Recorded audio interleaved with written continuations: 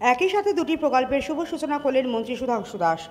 রাজ্য সরকারের উন্নয়নমূলক কর্মসূচির মাধ্যমে মন্ত্রী শুক্লাচরণ নোয়াতিয়ার অক্লান্ত প্রচেষ্টায় বাইখোড়া বাজারে 1,50,00,000 টাকা ব্যয় করে দ্বিতল ভবনের মৎস্য বাজারে নির্মাণ করা হয়। বুধবার এক অনুষ্ঠানের মধ্য দিয়ে নবনির্মিত মৎস্য বাজারের শুভ সূচনা করলেন দপ্তরের মন্ত্রী সুধাংশু দাস।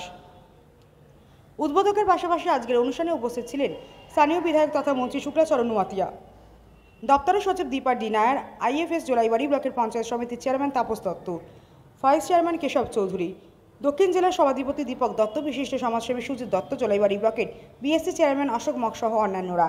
আজকের অনুষ্ঠানে বক্তব্য রাখতে গিয়ে মন্ত্রী শুক্লাচরণ নোয়াতিয়া জোলাইবাড়ি বিধানসভা কেন্দ্রের সার্বিক উন্নয়নের চিত্র সকলের সামনে তুলে ধরেন।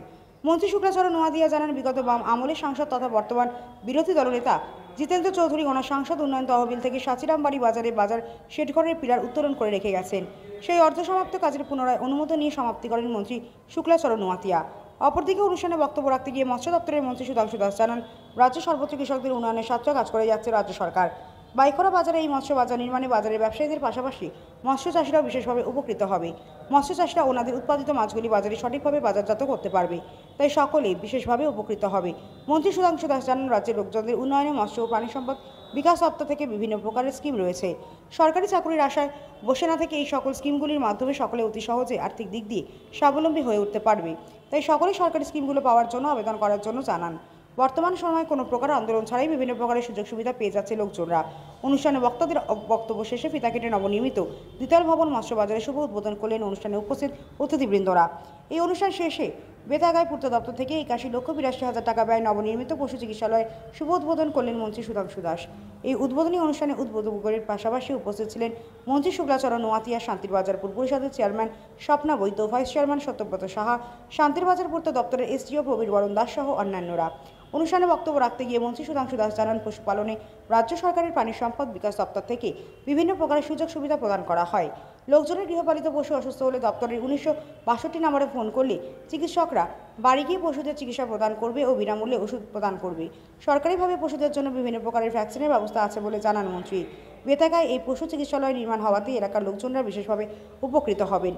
শান্তির বাজার পূর্ত দপ্তরে এসডি প্রবীর বরণ দাসের উদ্যোগে এই পশু চিকিৎসালয়টি সুন্দরভাবে নির্মাণ করেছে কাজের দায়িত্বে থাকা ঠিকাদার। বেতাগায় এই ধরনের পশু চিকিৎসালয় নির্মাণ হওয়াতে সকলে খুবই আনন্দিত।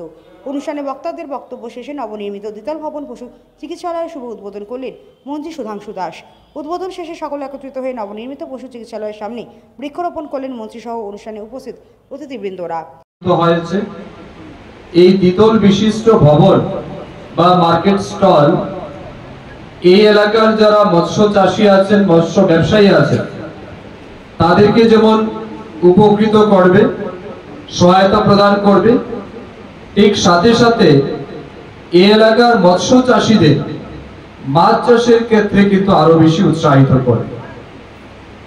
ফিশারি ডিপার্টমেন্ট মূলত রাজ্যের আমাদের যে চাহিদা রয়েছে মাছের, সেই চাহিদা পূরণের লক্ষ্যে যেমন কাজ করছে, তার সাথে সাথে আমাদের রাজ্যের যারা মৎস্য চাষী আছেন তাদের অর্থনৈতিক এবং সামাজিক মান উন্নয়ন করার ক্ষেত্রে সব সময় কাজ করে চলছে এবং আমাদের রাজ্যে যে চাহিদা রয়েছে মাছের, সেটাকে কিভাবে পূরণ করা যায় তার জন্য ফিশারি ডিপার্টমেন্ট বিভিন্ন পর্যায়ক্রমে পরিকল্পনার মাধ্যমে কাজ করছে।